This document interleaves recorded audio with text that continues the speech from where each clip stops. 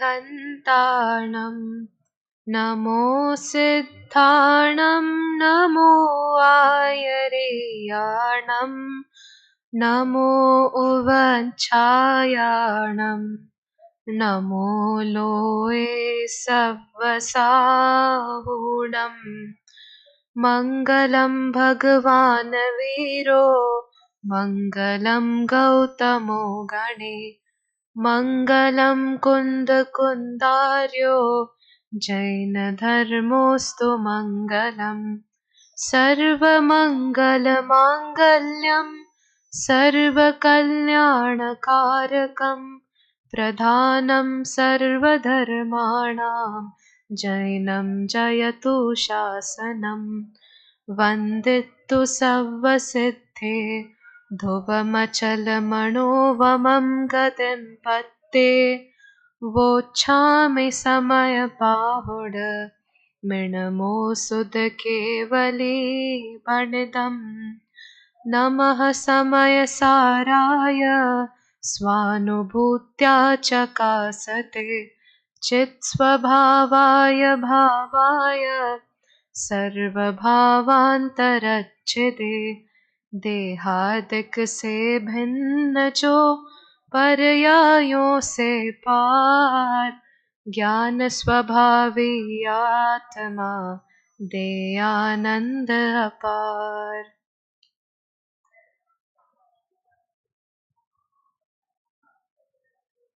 अभी तक जो विषय चला आया उसमें 1 से 12 गाथाएं हुई, जिसके उपसंहार रूप चौथा कलश लिखा गया, जिसमें उभय नय दोनों नयों के विरोध से किस प्रकार समय सार को प्राप्त होता है यह भावना भाई गई। उसके पश्चात 5वें, 6ठे और 7वें कलश ये आगामी 13वीं गाथा के उत्थानिका स्वरूप में लिखे गए। 5वें कलश में ये बताया गया था, आज का विषय 6ठा कलश रहेगा। 5वें कलश में यह बताया गया था कि किस प्रकार जो व्यवहार नय का आश्रय लेते हैं वे अपरम पद में स्थित होते हैं, और व्यवहार नय को हस्तावलंब से कंपेयर करते हुए कहा कि वे हस्तावलंब की तरह उसका आश्रय लेते हैं, परंतु जो आत्मार्थी जीव होता है, जो आत्मानुभव का इच्छुक जीव होता है, वह व्यवहार नय के आश्रय को इष्ट नहीं समझता तथा उसका सहारा नहीं लेता है। अब 6वें कलश में यह बात करेंगे कि निश्चय सम्यक्त्व का स्वरूप क्या है, यानी आत्मार्थी को यदि व्यवहार नय इष्ट नहीं है तो वास्तव में क्या इष्ट है, वह 6ठे कलश में आएगा।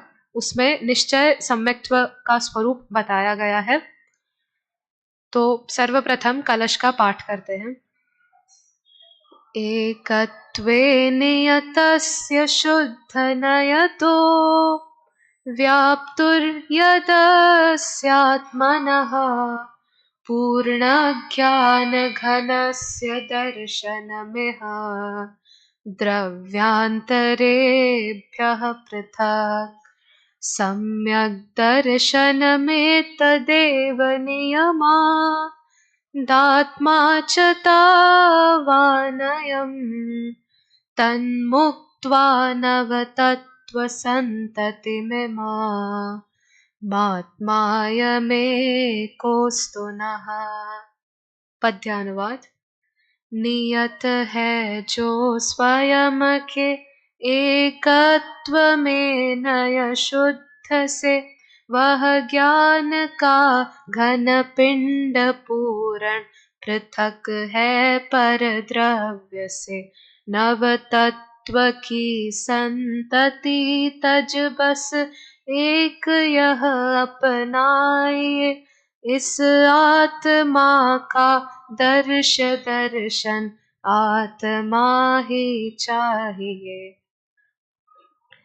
तो मूल भाव तो इस कलश का इतना ही है, आत्मनः दर्शनम सम्यक दर्शनम, यानी आत्मा का दर्शन, आत्मा की शरण लेना, आत्मा का श्रद्धान करना ही सम्यक दर्शन है। अब वह आत्मा कैसी है, आत्मा कैसा है, उसके सारे विशेषण दिए और उससे उस विशेषणों पर जाने से पूर्व श्लोक का अन्वय देख लेते हैं। इह शुद्ध नयतः पूर्ण ज्ञान घनस्य व्याप्तुः एकत्वे नियतस्य अस्य आत्मनः द्रव्यांतरेभ्यः पृथक् अयम् आत्मा च नियमात् तावन् तम इमां नव संततिं मुक्त्वा अयम एकः आत्मा अस्तु नः। अंत में इस कलश के अंत में यह भावना भाई गई है कि जो आत्मार्थी पुरुष हैं, जो ज्ञानी जन हैं, वे मात्र इस नव तत्व की परिपाटी को छोड़कर एक आत्मा की ही शरण चाहते हैं। किस प्रकार का यह आत्मा है वह ऊपर के पंक्तियों में दिया गया है। तो शब्दों का अर्थ देखते हैं। सर्वप्रथम यह आत्मा कैसा है? अस्य आत्मनः, अस्य आत्मनः यानी सर्वप्रथम कौन सी आत्मा का श्रद्धान होना चाहिए? तो उसी आत्मा का श्रद्धान होना चाहिए जो अपनी हो। अस्य से यह निहित अर्थ है कि जो आत्मा अपनी हो, दूसरों की आत्मा या पंच परमेष्ठियों की आत्मा के श्रद्धान से सम्यक दर्शन संभव नहीं है। स्वयं की आत्मा के श्रद्धान से ही सम्यक्त्व संभव है। और कैसा है यह आत्मा? पूर्ण ज्ञान घनस्य व्याप्तुः, पूर्ण ज्ञान घन में व्याप्त है। तो पूर्ण ज्ञान घन में सिर्फ ज्ञान को नहीं लेना है, ज्ञान में तो पूरी तरह से व्याप्त है ही, साथ में आत्मा के अन्य जितने भी गुण हैं या दर्शन है, वीर्य है, सुख है, उनमें पूर्ण तरह से व्याप्त है। अब सिर्फ गुणों में ही आत्मा व्याप्त नहीं है, उन गुणों की पर्यायों में भी आत्मा व्याप्त है। साथ में अनंत उसके धर्म है, आत्मा के अनंत शक्तियां हैं, उन सब में यह आत्मा व्याप्त है। और उसके बाद अगला विशेषण है एकत्वे नियतस्य। एकत्वे नियतस्य यानी और घन, घन शब्द का अर्थ होता है ठोस। ठोस इसलिए कहा गया क्योंकि आत्मा में अनंत गुण, धर्म, शक्ति आदि तो है, और वो उनसे ठोस यानी उसके ठोस यानी होता है जो बहुत ही सॉलिड हो, उसके अंदर भी कुछ प्रवेश नहीं करता है और उससे बाहर भी कुछ नहीं निकलता है। इस प्रकार से आत्मा को ठोस शब्द से बताया, और ठोस से यह भी बताया कि वह पूर्ण तरह से अपने में ही व्याप्त है और हर पर्याय में वह पाया जाता है। फिर आगे एकत्वे नियतस्य। एकत्वे नियतस्य यानी वह एकत्व में नियत है। एकत्व यानी किसी भी प्रकार के भेद नहीं है उसमें, यानी ज्ञान, दर्शन आदि गुण रहने पर भी, गुण भेद रहने पर भी वह एकत्व को ही प्राप्त होता है। नियत शब्द से वह अनेक रूप नहीं होता, यह अर्थ निकलता है। तो इस प्रकार से, और नियत शब्द से एक रूप रहता है यानी अचलित रहता है, परिवर्तन उसमें नहीं होता है और चलायमान पना भी उसमें नहीं होता है। और यह जो आत्मा है ये एक तो एकत्व में नियत है और पूर्ण ज्ञान अपने गुण, शक्ति और धर्मों में व्याप्त है तथा अपनी ही आत्मा है। और यह आत्मा किसका विषय है? तो शुद्ध नय का विषय है। शुद्ध नय तो यह शुद्ध नय तो शुद्ध नय से निश्चय नय का जो प्रथम भेद परम शुद्ध निश्चय नय वह यहाँ पे दिया गया है। परम शुद्ध निश्चय नय का विषयभूत शुद्धात्मा वही यहाँ पर उपादेय है। और यदि अपन द्रव्यार्थिक नय की अपेक्षा देखेंगे तो जो परम भावग्राही शुद्ध द्रव्यार्थिक नय का विषय है, ऐसा शुद्धात्मा यहाँ पर ग्रहण करना चाहिए। आगे और किस तरह से सम्यक्त्व होता है?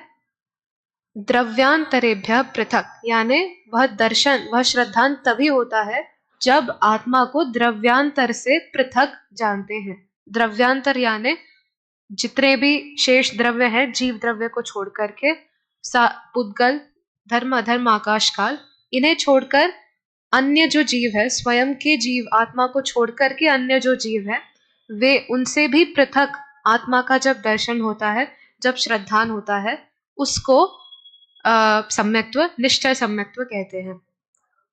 और वही दर्शनम एतत् एव सम्यक दर्शनम, और ऐसे ही आत्मा का श्रद्धान ही सम्यक दर्शन कहलाता है। आगे यह बताया कि अयम आत्मा च नियमात तावान, यानी यह जो आत्मा है वह नियम से तावान यानी उतना ही है। उतना यानी कितना? उतना यानी जिसके आश्रय से सम्यक दर्शन होता है। जो ऊपर बातें बताई ऊपर की दो पंक्तियों में, आत्मा उतना ही है, उससे ज्यादा नहीं है, उससे कम नहीं है। दो चीजें होती है, एक तो या तो सम्यक दर्शन ही आत्मा है, यानी पर्याय को ही आत्मा कह दिया, और दूसरी जिसके आश्रय से सम्यक दर्शन हुआ वह आत्मा है। तो जिस प्रकार से समय सार के दो अर्थ होते हैं, एक तो जीव द्रव्य और एक तो शुद्धात्मा। क्या डिफरेंस है दोनों में?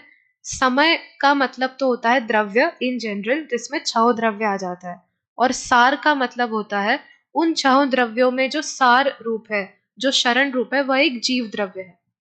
पर इस जीव द्रव्य अकेला ही परम शरण रूप नहीं है, क्योंकि जब हम जीव कहते हैं तो उसमें द्रव्य कर्म, भाव कर्म, नो कर्म, साथ में उसकी जितनी भी पर्याय हैं, गुण है, वे सब गुण भेद, ये सब जीव द्रव्य में शामिल हो जाते हैं। तो जब अपन सार का भी सार निकालते हैं तो जीव द्रव्य में भी जो शरण जाने योग्य है वह अकेला शुद्धात्मा है, जिसमें पर यानी द्रव्यांतर से वे पृथक होता है। इसके लिए उदाहरण जैसे कि एक आम आम किसी कोई एक व्यक्ति आम खाने का इच्छुक है, तो वह सर्वप्रथम आम के पेड़ से आम तो निकालेगा ही, पर क्या आम मिलने से ही उसका प्रयोजन पूरा हो गया? नहीं, उसको आम को खाना भी है। तो आम को खाने के लिए भी उस आम में से वह आम के छिलके को भी निकालेगा और आम के अंदर जो गुठली होती है उसको भी निकालेगा, तब जाकर के आम को खाएगा। उसी प्रकार से यहाँ पर भी वही ग्रहण करना चाहिए कि शुद्ध आत्मा ही वास्तव में सार रूप है और उसी का दर्शन सम्यक दर्शन कहलाता है। अब आगे तम इमाम नव तत्व संततिम मुक्त्वा अयम एकः आत्मा अस्तुनः। यहाँ पर वे ये भावना भाते हैं, ज्ञानी जन ये भावना भाते हैं कि इस इमाम नव तत्व संततिम, यह जो नव तत्वों की संतति है, उनको मुक्त्वा यानी छोड़ करके यह एक आत्मा ही शरणभूत है। अब इसमें नव तत्व की संतति यानी नव तत्व की परिपाटी। नव तत्व यानी जो 7 पदार्थ है और उनमें पुण्य पाप, जीव अजीव आश्रव बंध संवर निर्जरा मोक्ष पुण्य पाप, इनकी जो परिपाटी है, इनमें इन 9 तत्वों में समान रूप से आत्मा रहता है। परंतु आगे के कलश में भी आएगा, आत्मा समान रूप से प्रकाशित तो होता है, पर जब हम उनको उस तत्व की अपेक्षा से देखते हैं, तो यदि स्वभाव की अपेक्षा से देखते हैं तो आत्मा आत्म ज्योति, प्रत्येक ज्योति ही मात्र प्रकाशित होती है और वही निश्चय सम्यक्त्व का विषय है। तो हम अन्य जगहों पर भी सम्यक्त्व का लक्षण देखते हैं कि क्या होता है सम्यक्त्व। तो जैसे रत्नकरंड श्रावकाचार में क्या देखा? आप्त आगम और तपोभृत यानी देव शास्त्र और गुरु, इनका श्रद्धान होना ही सम्यक्त्व कहलाता है। फिर मोक्ष मार्ग प्रकाशक के 4थे अध्याय में इनके स्वरूप, देव शास्त्र गुरु, इनका स्वरूप, इनके स्वरूप को जानना, इनके स्वरूप का श्रद्धान होना, ये सम्यक्त्व कहलाता है। फिर तत्वार्थ सूत्र में भी सम्यक्त्व की परिभाषा आती है अध्याय 1 में, तत्वार्थ श्रद्धानम सम्यक दर्शनम, यानी तत्वार्थ का श्रद्धान होना, यह भी सम्यक्त्व कहलाता है। वह जैसे जैसे होते हैं उन्हें वैसा ही मानना यह सम्यक्त्व है। फिर 6 ढाला में भी जीव अजीव तत्व अरु आश्रव बंधरु संवर जानो निर्जर मोक्ष कहे जिन तिनको जोग का त्यो सरधानो ये सोई समकित्व, तो ये भी सम्यक्त्व कहलाता है। परंतु ये सम्यक्त्व यहाँ पर इष्ट नहीं है। क्यों नहीं है इष्ट? क्योंकि है पर द्रव्य के यानी पराश्रित है, इनमें पर भी शामिल होता है, इसलिए ये व्यवहार सम्यक्त्व की श्रेणी में जाते हैं। तो जहां पर जिस 6 ढाला की तीसरी ढाल में जीव अजीव तत्वरु आश्रव कहा, उसी छंद की तीसरी पंक्ति में कहा है सोई समकित व्यवहारी। अब इन रूप यानी ये जो जीवादि का श्रद्धान है, ये व्यवहार सम्यक्त्व है। और उसी ढाल की एक और छंद में तीसरी ढाल के कहा पर द्रव्यन्यते भिन्न आप में यानी आत्मा में जो रुचि होती है, जो श्रद्धान होता है, जो प्रतीति होती है, वह निश्चय सम्यक्त्व कहलाता है। तो यदि तत्वार्थ श्रद्धान की अपेक्षा देखा जाए तो आप्त आगम और देव शास्त्र गुरु का श्रद्धान यह व्यवहार हो गया। और यदि आत्मा अकेले, शुद्धात्मा अकेले का श्रद्धान देखा जाए तो तत्वार्थ श्रद्धान भी व्यवहार सम्यक्त्व कहलाएगा। इस प्रकार से जो बात यहाँ पर दी गई है वह परम शुद्ध निश्चय का विषयभूत अकेले शुद्धात्मा का श्रद्धान, उसी को यहाँ पर सम्यक दर्शन कहा गया है। अब आगे बढ़ते हैं। इस प्रकार से शब्दों का अर्थ हुआ। पुनः एक बार श्लोक को दोहराते हैं अर्थ को ख्याल में लेकर के। एकत्वे नियतस्य शुद्धनयतो व्याप्तुर्यदस्यात्मनः पूर्णज्ञानघनस्य दर्शनमिह द्रव्यान्तरेभ्यः पृथक् सम्यक् दर्शनमेतदेव नियमादात्मा च तावानयम् तन्मुक्त्वा नवतत्त्वसन्ततिमिमात्मायमेकोऽस्तु नः। तो इस कलश में अंत में ये बात बताते हुए विराम लेते हैं कि जीवादि 9 तत्वों के जो समुद्र है उसमें जो विकल्प तरंगे उठती हैं वह नव तत्व की संतति कहलाती हैं, और उनको छोड़ करके स्वयं में एकत्व करना, ऐसी भावना ही श्रेष्ठ भावना है। यह कह करके कलश समाप्त होता है। अब इस कलश में जयचंद जी छाबड़ा का अर्थ है जो हमने जो भावार्थ अभी देखा उसमें तो काफी चीजें आ गई, पर जो 2 चीजें इसमें विशेष बताई वह देखते हैं। सर्वप्रथम तो यहाँ पे यह बताया कि किस प्रकार से यह जो शुद्ध नय है वह श्रुत प्रमाण का अंश है, क्योंकि श्रुत ज्ञान, नय जो है वह श्रुत ज्ञान में ही शामिल होते हैं। तो इस प्रकार से जो शुद्ध परम शुद्ध निश्चय नय है वह भी श्रुत ज्ञान का ही एक अंश है।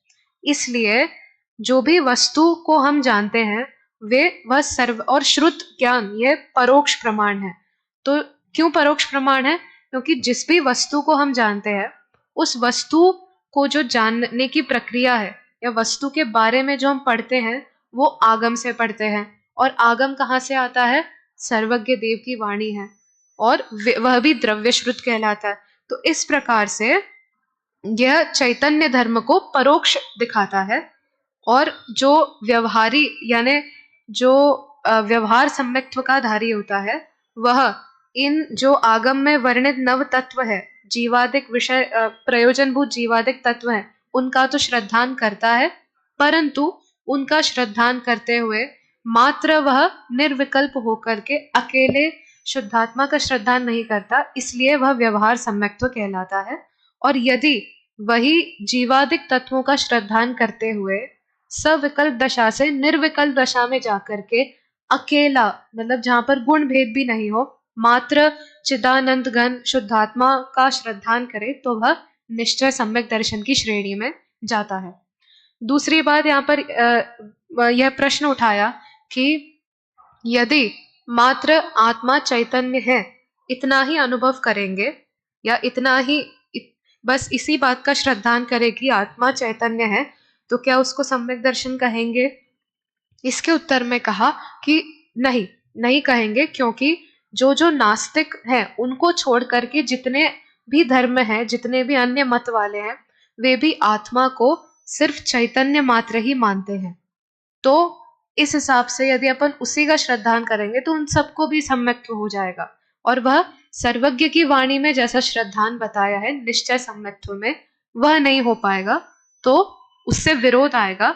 इसलिए मात्र चैतन्य है इतना श्रद्धान काफी नहीं है, वह चैतन्य कैसा है उसके अनुभव रूप जो श्रद्धान होता है वह यहाँ पे अपेक्षित है, वह यहाँ पे इष्ट है।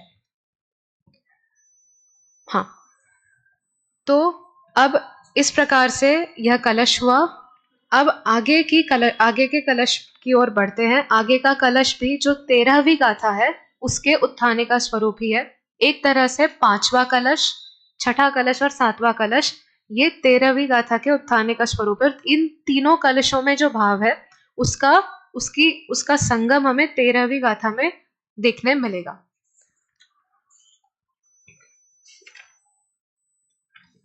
अब सातवें कलश का पाठ कर रहे हैं। अतः शुद्ध नया यत्तम प्रत्यग ज्योतिश्चकास्ति तत् नवतत्त्वगतत्वेऽपि यदेकत्वं न मुञ्चति। शुद्धनयाश्रित आत्मा प्रगटे ज्योतिस्वरूप नवतत्वों में व्याप्त पर तजेन एक स्वरूप। अन्वय देखते हैं इस कलश का। अतः यत् शुद्ध नयायत्तम प्रत्यग ज्योति चकास्ति तत् नव तत्वगतत्वे अपि एकत्वम न मुंचति। अर्थात शुद्ध नय के आश्रय से जो प्रत्यग ज्योति चकास्ति, प्रत्यग यानी पर द्रव्यों से भिन्न, पर से भिन्न ऐसी ज्योति चकास्ति यानी आत्म ज्योति चकास्ति यानी प्रकट होती है। वह आत्म ज्योति कैसी है? नव तत्व गतत्वे अपि, 9 तत्वों को में जाकर के भी या 9 तत्वों को प्राप्त होकर के भी, 9 तत्वों का रूप लेकर के भी एकत्वम न मुंचति, उस एकत्व पने को, उस अकेले जानन पने को न मुंचति यानी छोड़ती, कभी भी नहीं छोड़ती है। इस प्रकार से कलश का भाव था। अर्थ समझते हुए पुनः पाठ करेंगे। अतः शुद्ध नया यत्तम प्रत्यग ज्योतिश्चकास्ति तत् नवतत्त्वगतत्वेऽपि यदेकत्वं न मुंचति। तो इस कलश में मोटा मोटा ये बात आई है। इसमें कलश टीका राजमल जी का भाव भी, राजमल जी का पाठ भी है और साथ में बनारसी दास जी का भी है।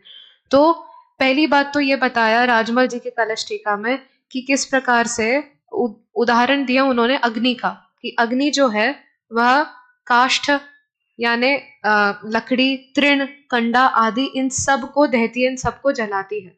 तो यदि अपन उसके आकृति पर उसके काष्ठ ऐसे कहेंगे कि काष्ठ की अग्नि है, तृण की अग्नि है, तो उसके स्वभाव पर दृष्टि नहीं गई, इसलिए उसको निश्चय सम्यक्त्व नहीं कहेंगे। पर यदि स्वभाव देखेंगे तो उन सब में काष्ठ की अग्नि या तृण की अग्नि में जो कॉमन है वह है अग्नि की उष्णता या अग्नि स्वयं उसका स्वरूप। तो यदि स्वभाव की दृष्टि से उसके उष्णता पर जाएंगे तब वास्तव में वह निश्चय, मतलब अग्नि के उष्णता को निश्चय सम्यक्त्व नहीं कहेंगे, वह उदाहरण था। तो उदाहरण सिद्धांत पर जब घटाते तो ऐसा है कि कलश टीका में तो 2 पर्याय कही, शुद्ध पर्याय और अशुद्ध पर्याय, पर बनारसी दास जी ने एक एक्स्ट्रा बोल करके मिश्र पर्याय भी कहा। तो शुद्ध पर्याय में तो जीव तत्व स्वयं आ जाएगा, अशुद्ध पर्याय में जो अशुद्ध यानी अजीव है, बंध है, फिर आश्रव है, ये तत्व आ जाएंगे। और जब बनारसी दास जी मिश्र पर्याय कहते हैं तो मिश्र पर्याय में यहाँ पर बंध को संवर, निर्जरा, मोक्ष इन पर्यायों को लेना है, क्योंकि इसमें पर भी है, साथ में जीव द्रव्य भी है, इसलिए ये और ये मोक्ष मार्ग को प्रशस्त करने वाली होने से ये मिश्र कहलाएंगी। तो ये जो पर्याय है, इन पर्यायों में आत्मा कॉमन रूप से व्याप्त होता है, परंतु जब इनके नव तत्वों को नहीं देख करके मात्र उनमें जो प्रकाशित समान रूप से एक आत्म ज्योति है उसको देखेंगे यानी उसका अनुभव करेंगे, तब निश्चय सम्यक्त्व कहलाएगा। तो इसका विशेष तो कल देखेंगे, पर अंत में 2 चीजें यहाँ इसमें से समझ में आती है। पहली चीज तो यही कि 9 तत्वों में एक आत्म ज्योति प्रकाशमान है और वो 9 तत्वों का रूप लेकर के भी उनको वो एकत्व को छोड़ती नहीं है। दूसरी बात, जो निश्चय सम्यक दर्शन और व्यवहार सम्यक दर्शन है वे वास्तव में अलग अलग नहीं है, यानी उन दोनों में सम्यक दर्शन तो एक ही है, और सम्यक दर्शन जो है वह एक आत्मा के आश्रय से ही प्रकट होता है, चाहे वह व्यवहार हो चाहे निश्चय हो। पर जब निश्चय की बात आती है तब उसमें उन 9 तत्वों के श्रद्धान के पश्चात उन सब विकल्पों को छोड़ करके जो आराधना का समय है, जो रहस्यपूर्ण चिट्ठी में भी जो कहता है, उस सब सविकल्प दशा को छोड़कर निर्विकल्प दशा में आकर मात्र चैतन्य आत्मा शुद्धात्मा का अनुभव होता है, वह निश्चय सम्यक्त्व है। और व्यवहार सम्यक्त्व में 9 तत्वों का जैसा स्वरूप है वैसा श्रद्धान करना, तत्वार्थ श्रद्धान करना, वह व्यवहार सम्यक्त्व की श्रेणी में जाएगा। 7वें कलश का ही विस्तार हम आगे पुनः करेंगे कलश टीका और बनारसी दास जी के छंद के माध्यम से। अभी के लिए इतना पर्याप्त है। जय जिनेन्द्र।